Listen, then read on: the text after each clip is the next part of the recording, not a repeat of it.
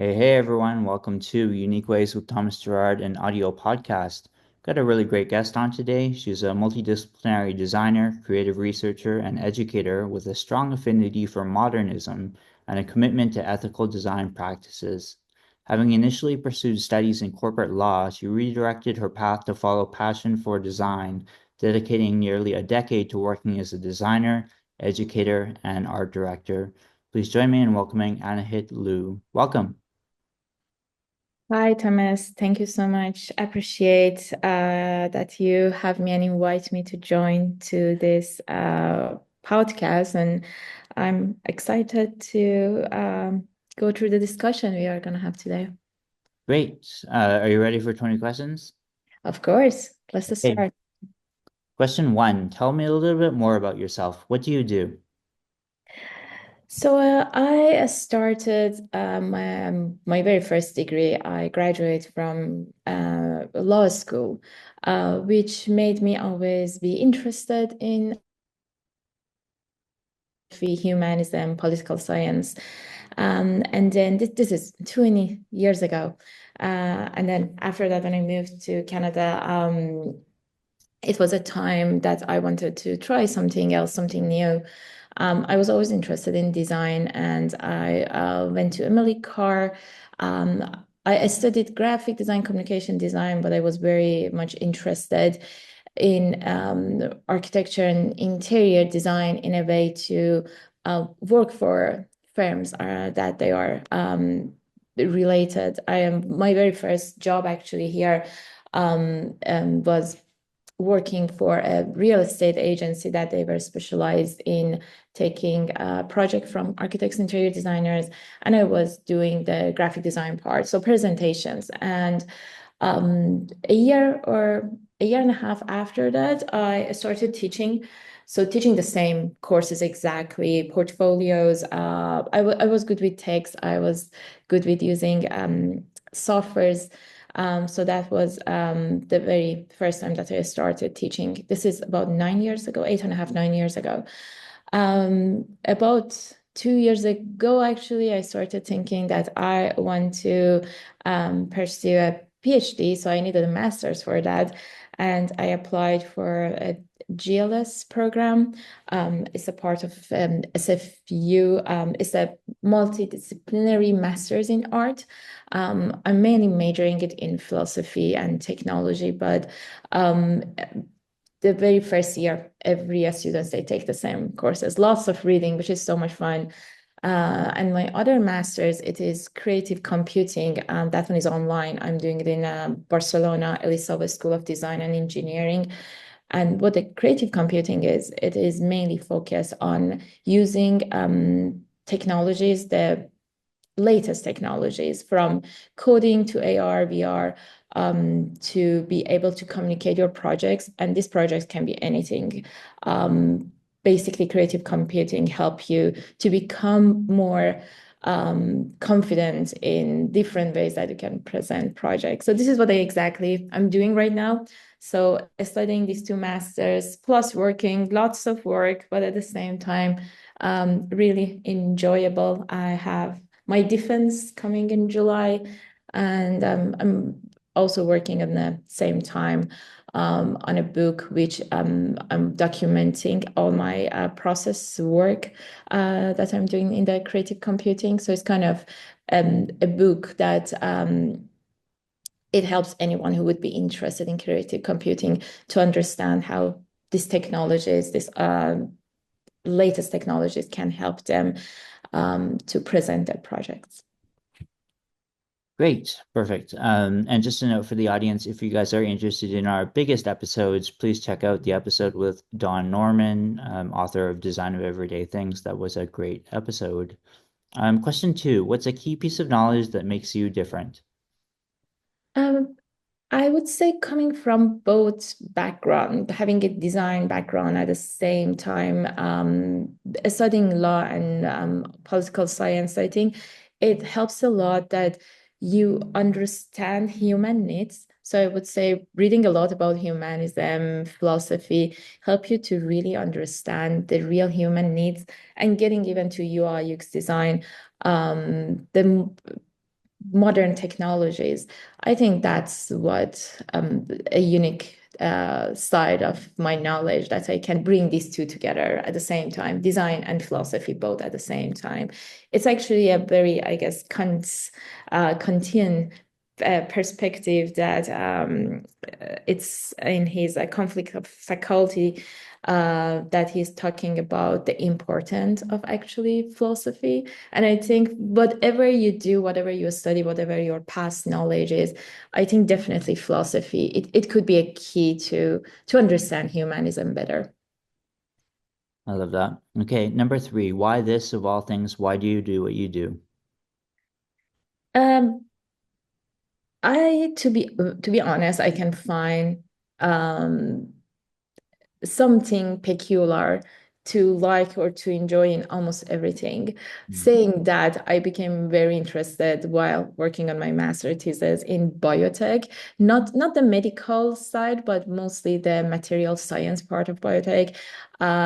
So it's always a way that you look into things. So for me, design and technology, it is, I would say, a passion, everyday thing, and I enjoy both a lot. One thing that I think that really make me to do this out of other things, it was a passion for presentation and how I can visually present my ideas. So first, of course, for years it was Adobe Photoshop, InDesign, Illustrator, but then getting more interested in coding, creative computing, becoming more familiar with AR, VR.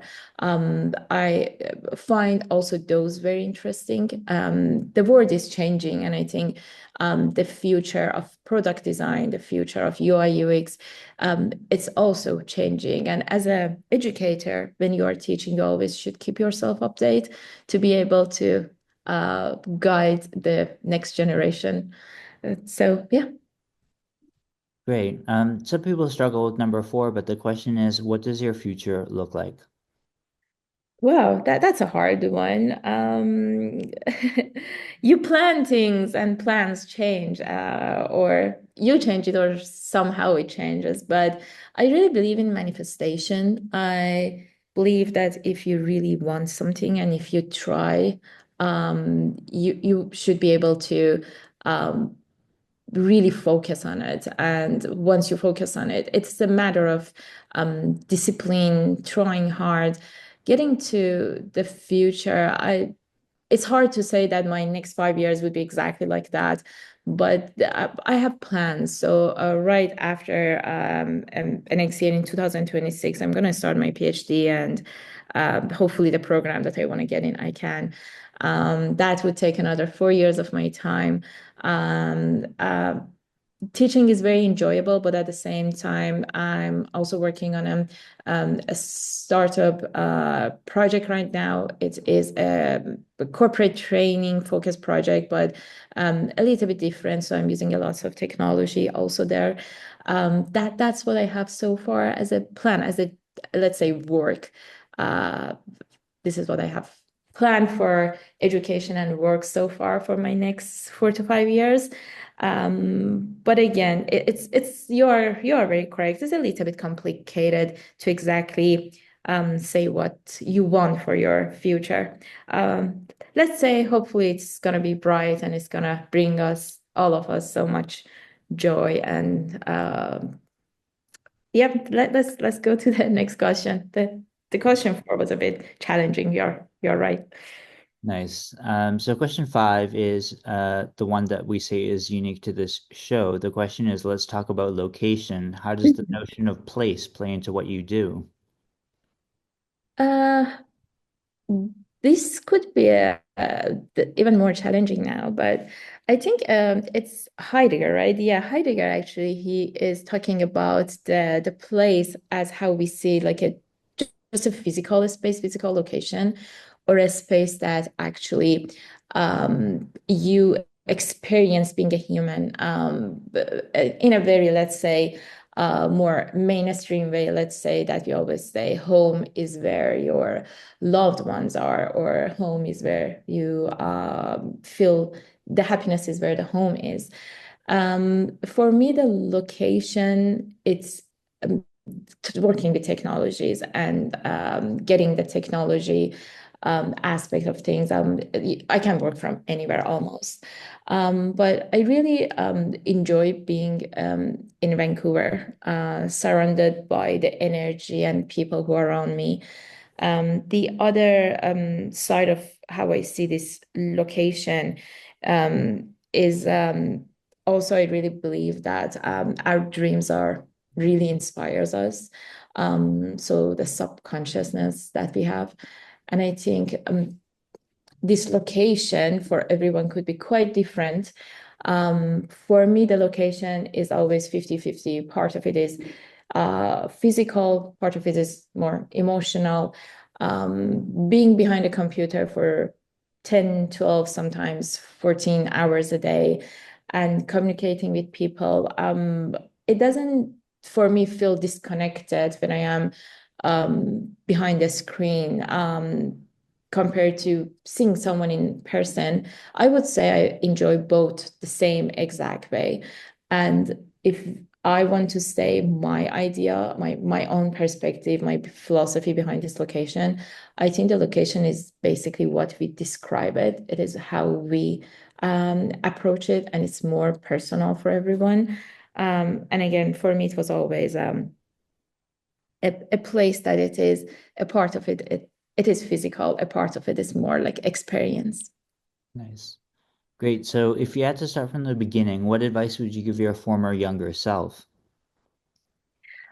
That's the funny one. I would take a physics courses in high school a bit more serious.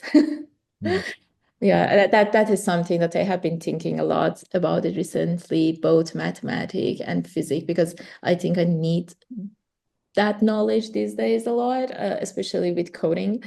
And yeah, that is something that there are certain courses in high school that I think I would take them more serious. And I was in high school 25 years ago, I guess, almost, yes, 25 years ago. So it was very different from today. We didn't have the technology the same way that students experience these days.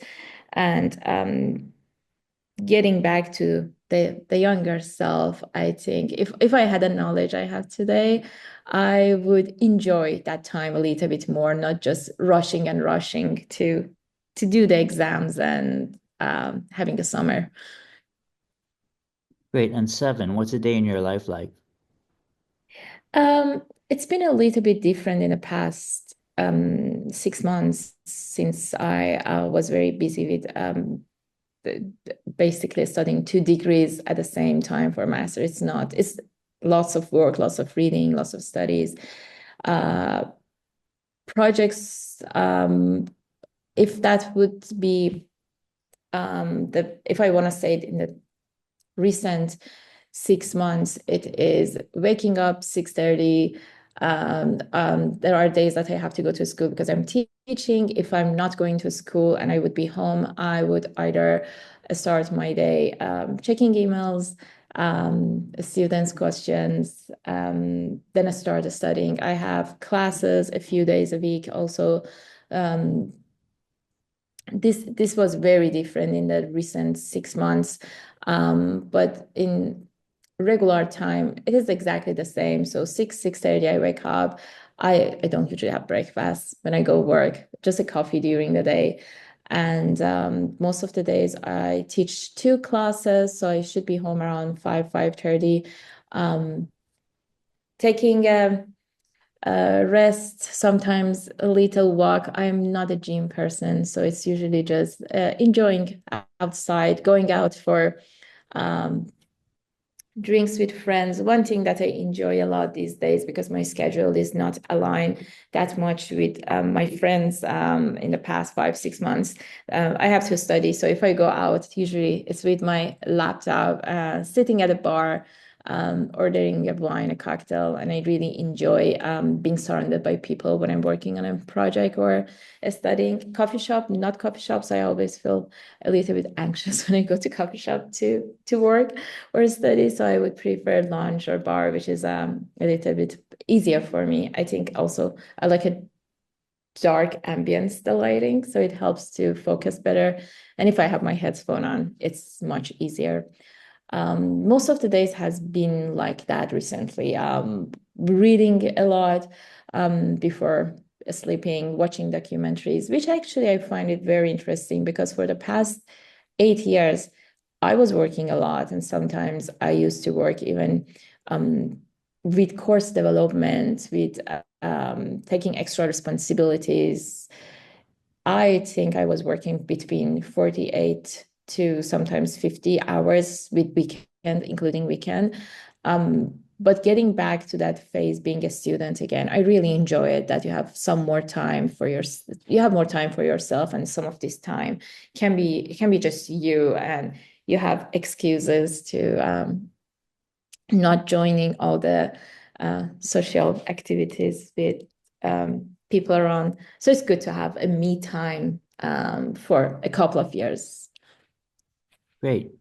Eight, lifelong learning is a popular topic. How do you stay up to date? Um, I think it gets back again to being an educator. So when you are in education, um, the requirement, one of the very first primary requirement is that you have to be updated. And again, with my topic, which is very much focused on technology, you really need to update yourself. I took in the past, let's say from 2019, 2020, I was also very active in edX or other online platforms to take courses.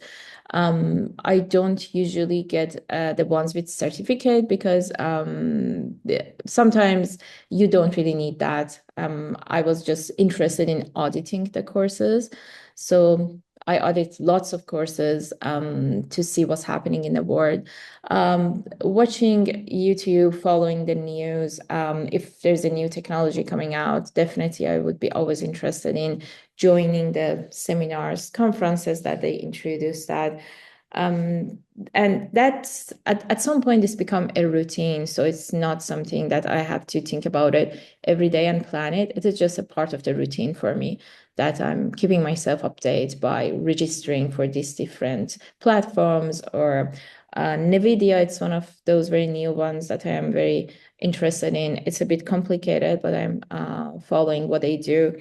The other recent technologies, as everyone knows, like what's happening with AI, artificial intelligence, machine learning.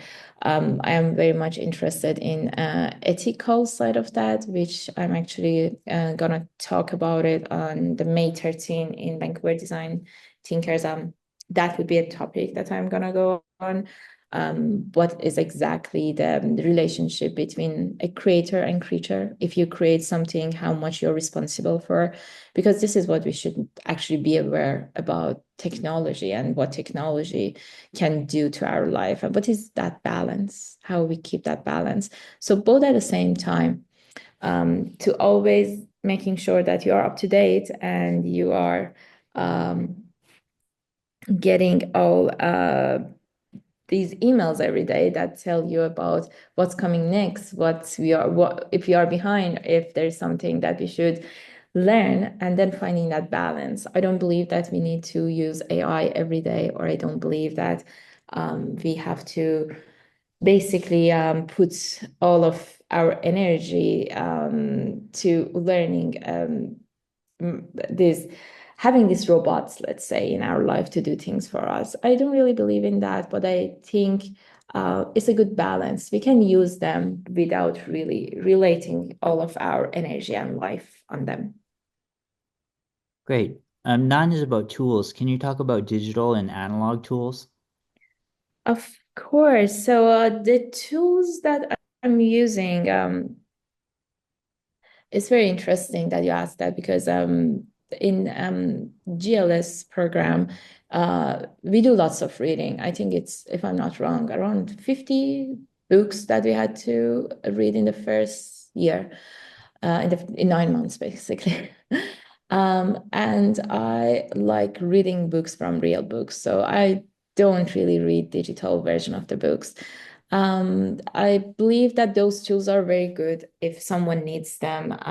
They have a lots of interesting tools also for accessibility that I found them super helpful for people who wants to read, but they can't be focused, let's say, to read 300 pages. There are so many tools also that we were able to use to make this process more enjoyable. But getting to this is from my philosophy kind of part that it's lots of reading, but getting to the actual tools that I'm using. Um, Recently, it was P5 for creative coding, which is a part of JavaScript. Definitely having a knowledge from graphic design helps a lot because Illustrator, Photoshop, again, InDesign together, they actually help a lot in here for anyone who is not made that maybe they are not really familiar with um, color theory, Gestalt theory. I think this is actually really helpful in a way. And data visualization, data science, it is another thing that I'm practicing a lot. I would say that also is another thing that even when you take it to code, still having a graphic design knowledge, understanding visuals helps a lot.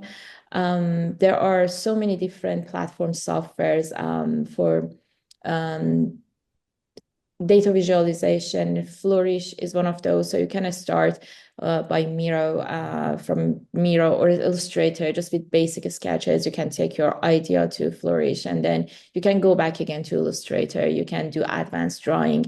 You can have someone who is a technologist and can work on a coding part. If you're familiar with that part, you can even do that yourself. For abstract visualization again and coding, P5, it's very helpful. Most of these tools that I'm using now, they are free tools, so they are not really a paid tools, which is very also interesting because anyone from anywhere they can use it, and if you watch tutorials from YouTube, you can learn how to use them. Also, the other AR, VR, that you can start with. I started with Unity. I'm still challenging with Unity. I think it's quite tense to be able to learn all of these things in just 9 months. Uh, the other creative computing masters is 1 year program. So everything is very back to back. It's tense. You should learn all of these tools. Each software in 6 weeks, which takes lots of time. And basically, I would say what I really enjoy it was learning how to use AI and train AI a little bit more in a way that you use it exactly how you want to, how you desire, and connecting those with coding. So even with coding, you can use ChatGPT a lot. It can definitely solve your code issues. But yeah, I think lots of technologies, to be honest. Of Great. So we're at the halfway point, number 10. Can you talk about how you deal with work-life or life-work balance? course. I love my job, let's put it this way, and I don't see it as work, even a study. I don't see that something that I have to do it. So I really enjoy both side. Again, if it happens a lot that you would see me sitting at a bar, enjoying a cocktail, a glass of wine, and working on my projects. I spend a lots of time by myself to do that. I spend lots of time to sit at home, weekends, listen to music, study, spending time with friends, talking about all these interesting topics. So it was always combined. So I never had a day that I would be like, oh, I'm gonna finish at 5. I'm gonna go home on Friday and I'm not going to open my laptop until Monday. So for the past decade, that was never a case for me. So it was always a combination of both. I used to teach a lot on weekends, and I love schools on weekends because it's very peaceful, actually. So it was always a combination of having a life, having a work. And I think this way I don't feel tired because I don't sometimes feel I work. I feel that I'm just in another fun part of life. Discussions with the students sometimes can be very also interesting. You get to the point that you don't even want to leave the class. Um, I would say I'm not very much into travel that much. Traveling for me is always a little bit hard because I don't know, I always find it a little bit too much work, but favorite places to travel, I would say Montreal. I always love Montreal. I'm Vancouver based, but I used to live in Toronto also. Both Toronto and Montreal, they are a very two places that I always like to go there. Um, Europe, I would say, but I don't travel that often. So it is always work and life balance for me. It's very basic little things that you can enjoy in life. If Mm. you love your work, you are going to have a more joyful life. That's, I guess, the key. Great. 11. If you weren't doing what you do now, what might you be doing? That's a question that I always thought about it actually. I wanted to have a uh, that was a very unrelated but easy question because people asked me that before. I wanted to have a cleaning product company. I always had envisioned it like how it's gonna be very minimal, I would say very Scandinavian, black and white. I would definitely focus on sustainable material for packaging. But that would be something that I am so interested in. I wanted to have a cleaning product brand. Nice. And what would you not like to do with your career? Uh, Unnecessary meetings. Mm. Meetings that unfortunately they cannot take you anywhere. Recently, education systems has been changed a lot, and it is sad to say that, but um, we are getting to the point that people are even worried about going to school, getting their bachelor, getting their master degree, and what if they cannot find jobs. So that is very stressful for everyone. They always think that if AI are going to do everything, if robots are going to replace with human, then the future sounds so dark for them. And one thing that it really bothers is to get to all these meetings, either inside a school or outside of a school, and you know where the stress is coming from, you know where the pain point is coming from, and it's unpredictable. So you cannot do anything about it. And I think dealing with that anxiety and stress, both from the educator side and from the student side, it is something that I don't like these days to do. Great. And 13. Do you have a favorite word, quote, or sentence? Um, I would say word that's discipline, Hmm. discipline, I guess. And it's not a quote, but I think it's something that I really believe in. I think having a talent by itself or being um, a genius by itself, it doesn't really take you anywhere until the time that you really have that skill set to be able to have that discipline at the same time to have plan and constantly follow that plan, because if you have a talent but you don't have discipline, you cannot do anything with your talent. But if you even have a bit of talent and you are not a super genius person, but then you know what you want and you have that skill set of being disciplined, having a plan, and being consistent in following that plan, this is where you actually can become a successful or having a success in your dream job, in even life. It doesn't really necessarily need to be a study or a job. It can be even your life. I think discipline helps a lot. Great. And how about a least favorite word, quote, or sentence? Least favorite.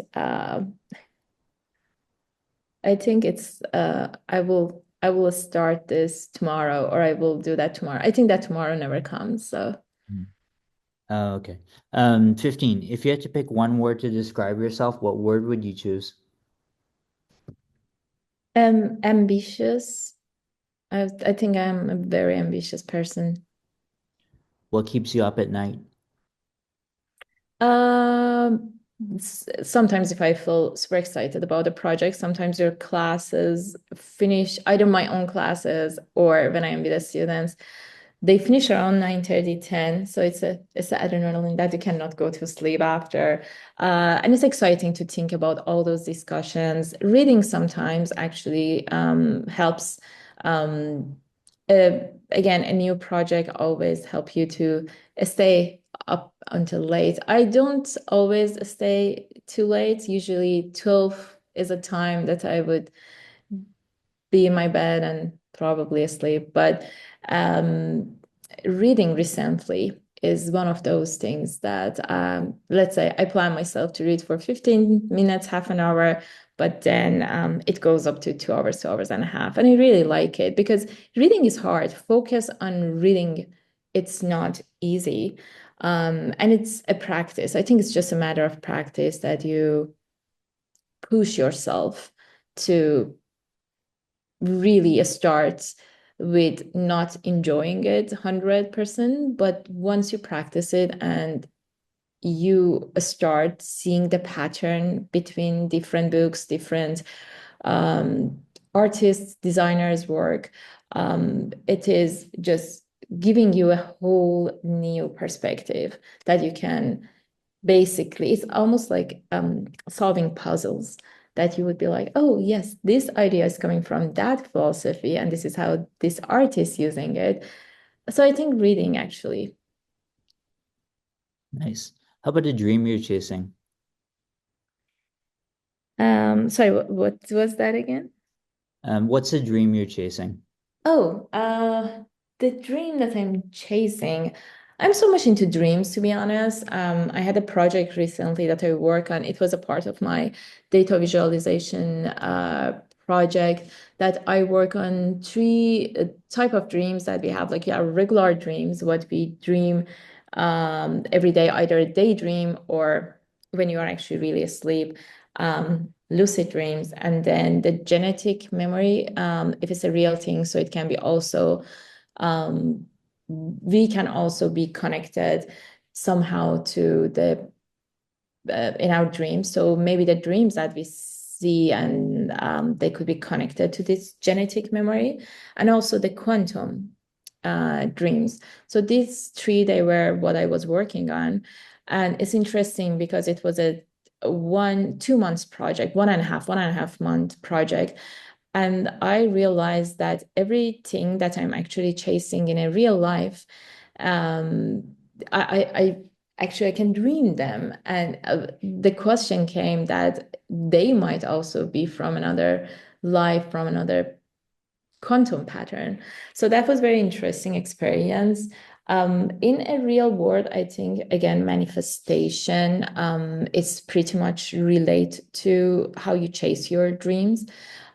But manifestation by itself, just writing or just wanting something, it's not exactly getting you there. You really need to have um, very solid plan and consistency that you follow that.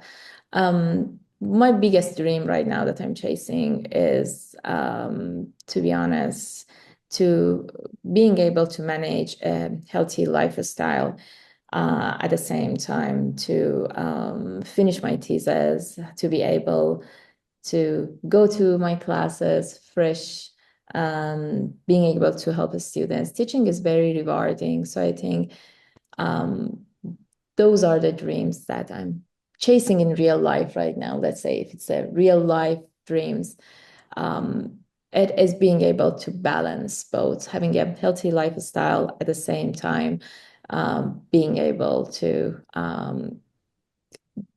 do something that would help other people at the same time with my studies. Great. And 18, what inspires you?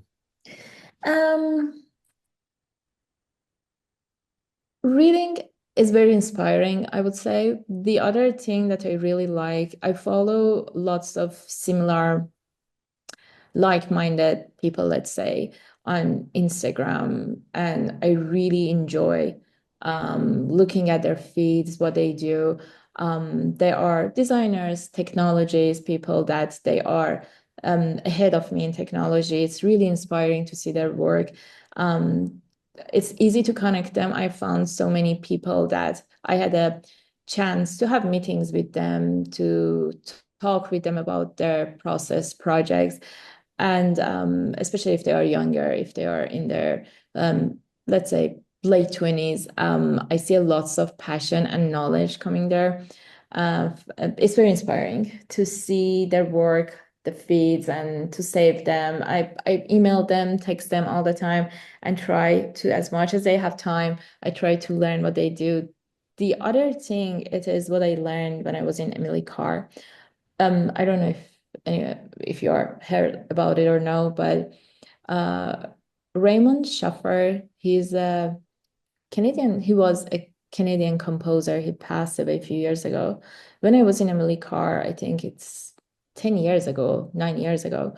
My prof, Carly, she introduced us to him.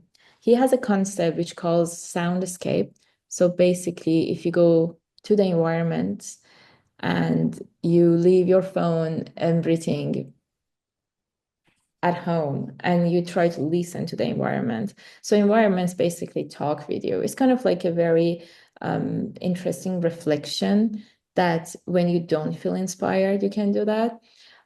It's a practice actually. We used to do that in a school, in her class, and I do still practice that sometimes. I find it so helpful when I cannot feel inspired to get inspiration from not necessarily nature. This could be anywhere. It could be a busy street, or it could be anything. So these three, I said. Great. And 19, any advice you'd like to share? Advice. I think it's so important to understand for all of us that um, the world is changing, and I don't know, we should say the world is changing in a good or in a bad way, because I think the world always has been changing. But I think technology just make this faster. So I think what is coming within technology, although it's very good, there are so many things that technology can do. Um, Curing diseases, finding ways for people to get education from all over the world. Students who couldn't go to school, they can get connected um, using internet. But one thing that comes with it is that we also should really care about what's happening in the environment around us. The advice is, if we do something with so much love and passion, that's the first key. But at the same time, I think that's a practice that we should always make sure that it is not just about loving something so passionately, but also being aware of what we are doing today, what's going to be a result of our today in the next 5 years, 10 years.